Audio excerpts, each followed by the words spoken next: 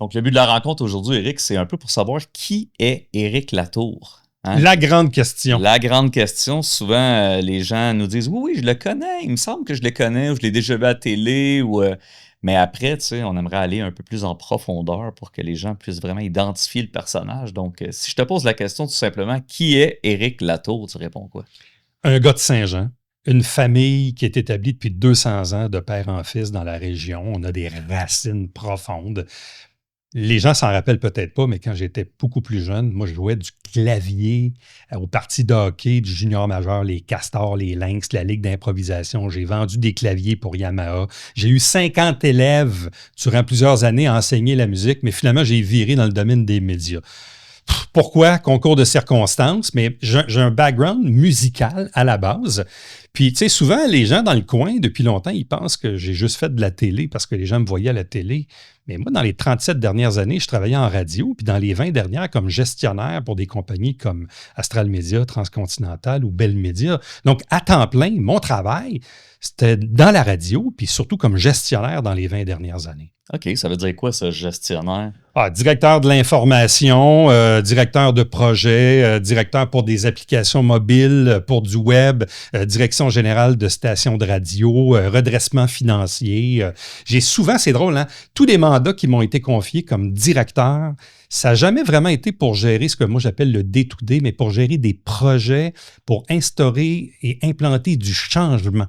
C'est les mandats qu'on m'a confiés, c'est d'implanter du changement puis de créer des nouvelles affaires. Fait que toi, brasser des affaires dans le sens où faire du changement, gérer des budgets, gérer des employés, les RH, être capable de faire que tout le monde s'entend, pour toi, là, c'est du day-to-day, là. Oui, parce que, tu sais, la gestion quotidienne, bon, tu sais, gérer les horaires, les salaires, c'est correct qu'il faut le faire.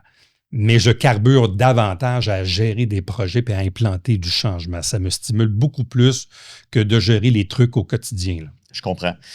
Là, j'ai une deuxième question pour toi, puis tu dois la voir venir un peu, mais je me dis, c'est quoi le tremplin entre ce que tu faisais, là, parce que c'est ton expertise, ton expérience, puis la politique? J'aimerais juste voir comment ça s'est passé pour toi, l'envie de faire de la politique. J'ai toujours tripé sur la politique. Je remonte à quand j'étais très, très jeune. Je passais mes journées pédagogiques à lire l'Almanach moderne, c'était avant l'ère de l'Internet, puis à regarder les périodes de questions à l'Assemblée nationale puis à la Chambre des communes. Je ne sais pas pourquoi le décorum me faisait triper. Puis en même temps, tu sais, c'est la démocratie. On a fait le choix de vivre dans un système comme ça.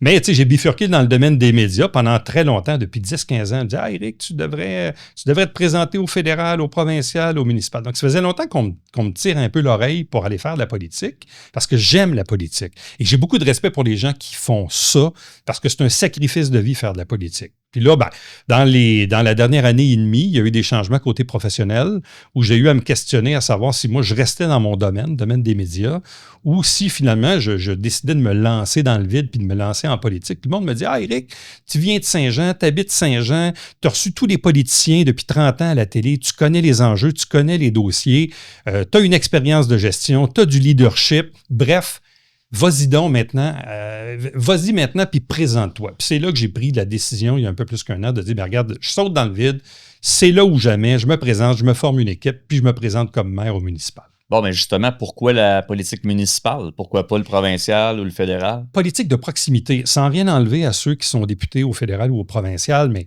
là, tu es un député sur 125, un député sur 340 quelques à Ottawa. T'sais, est-ce que tu vas être ministre? Combien de temps que ça va durer?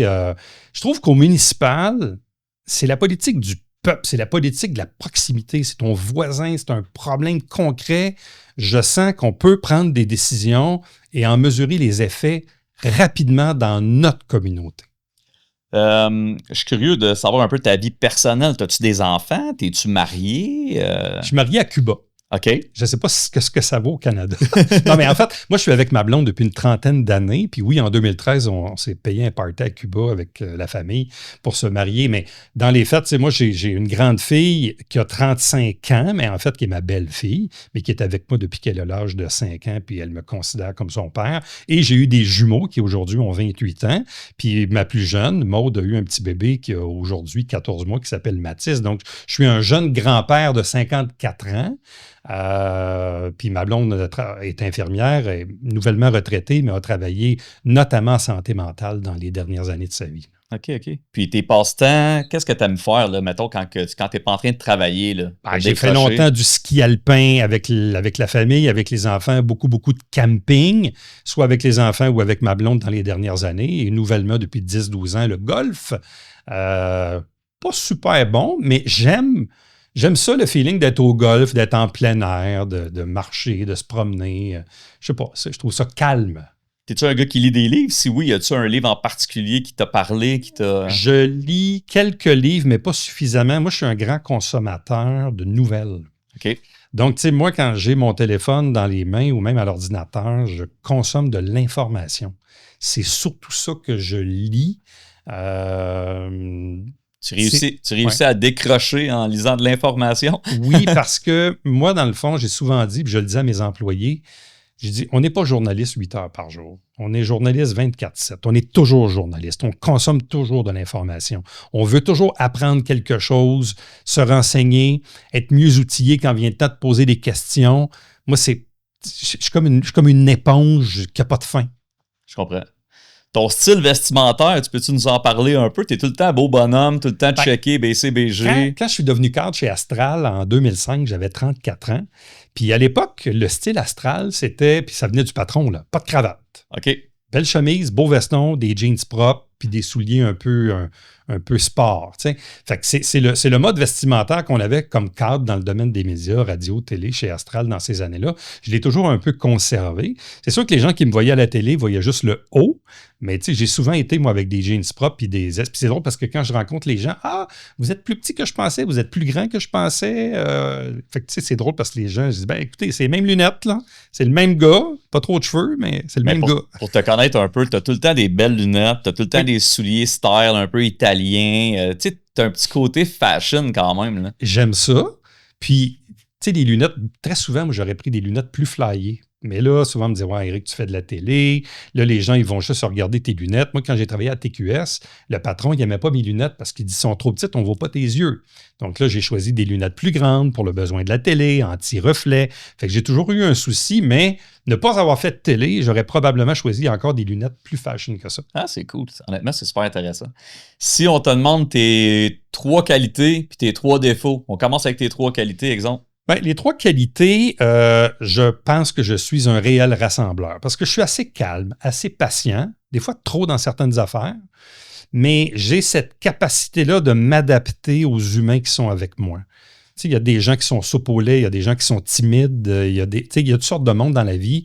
J'ai cette capacité-là de m'adapter aux gens et de les rassembler et surtout de tirer le meilleur de chacun. Parce que gérer une équipe, gérer des employés, c'est pas tout le monde qui est sur le premier trio, puis il y en a qui sont sur le 4e trio, comme au hockey, mais tu as autant besoin du premier que du 4e trio. Il faut tirer le meilleur de chacun et ça, je pense que ça fait partie de mon panier de qualité. OK. Je t'en ai demandé 3, là, tu m'en as nommé une avec beaucoup deux, de détails. Ouais, c'est ça. Rassembleur, capacité d'adaptation. Puis je suis assez facile à travailler. Je suis assez de bonne humeur. Oui, assez facile à travailler. S'il y avait des petits défauts, là, des trucs que tu te dis, ça peut-être que...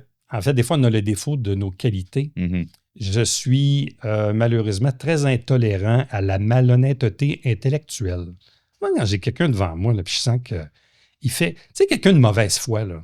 Ça, là, ça vient me chercher. Là, c'est comme... Je suis incapable de supporter ça. Donc, intolérant à la malhonnêteté intellectuelle. Des fois, j'ai une petite tendance à pelleter par en avant. Tu sais, on appelle ça procrastiner. Là. Mais en même temps, c'est vrai, mais je suis meilleur sous stress. Donc, tu sais, ton patron te demande de donner un... Tu sais, tu as 2 mois pour préparer un truc, là. Ben, ça se peut que je le fasse 72 heures avant.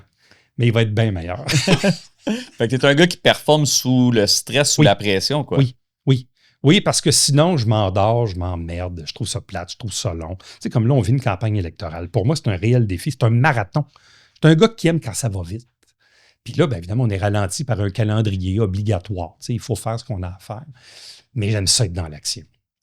Fait que tantôt, tu disais que tu habites à Saint-Jean depuis toujours. Oui, Fait que j'imagine que tu utilises les services de Saint-Jean, les pistes cyclables, les oui. parcs, les restos à Saint-Jean. J'imagine que tu es très présent sur le territoire.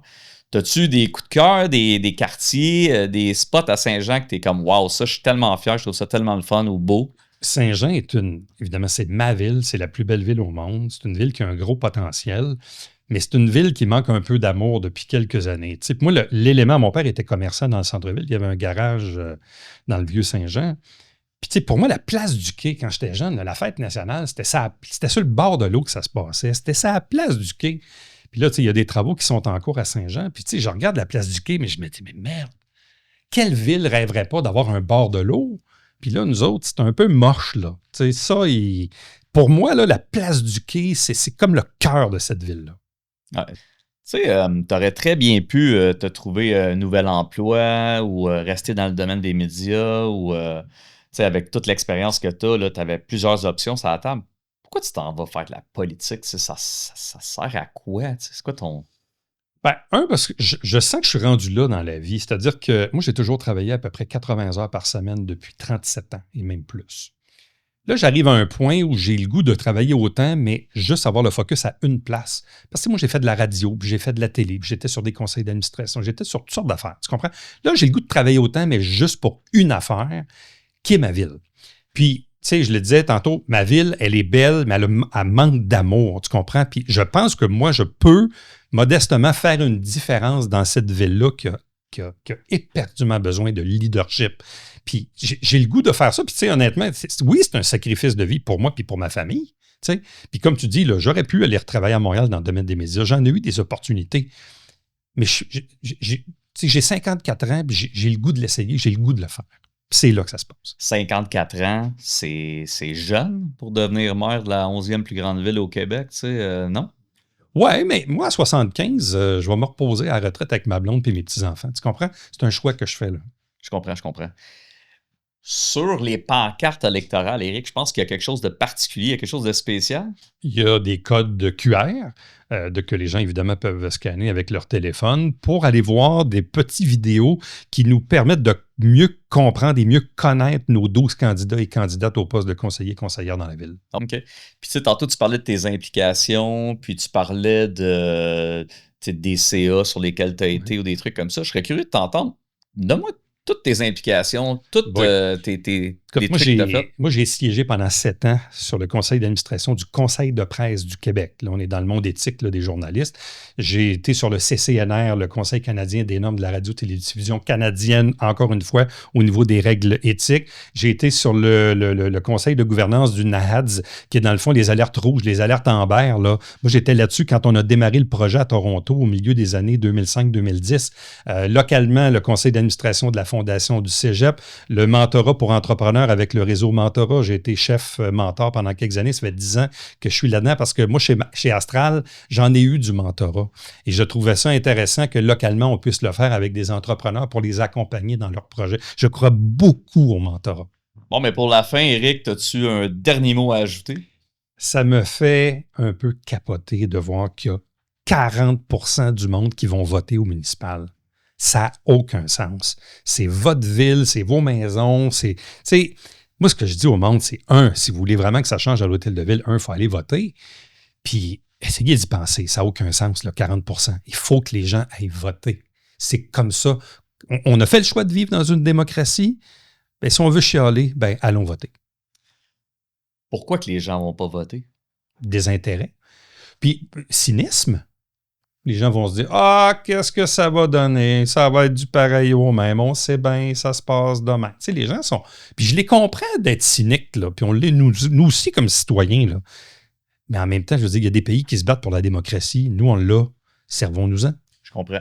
C'est quoi les dates qu'il faut retenir, justement, pour les élections municipales? Là, les gens peuvent voter. Là, il y a beaucoup de dates pour aller voter. Il y a le vendredi 24 octobre, puis le dimanche 26, puis le mardi 28. C'est tous des votes par anticipation. Là. Puis ultimement, le vrai jour du vote, c'est le dimanche 2 novembre. C'est là que ça se passe. Qu'est-ce que tu veux que les gens se souviennent de notre entrevue, de notre podcast, de notre discussion? C'est quoi que tu aimerais que les gens se souviennent? Bien, souviennent qu'ils ont un Joannet devant eux qui est prêt à se dédier corps et âme pour cette ville-là. Quelqu'un qui connaît les enjeux, qui a, je crois, la capacité de gérer et de rassembler les gens, les élus d'abord, les partenaires, les fonctionnaires, derrière une vision commune pour cette ville-là. C'est ça que je veux que les gens retiennent.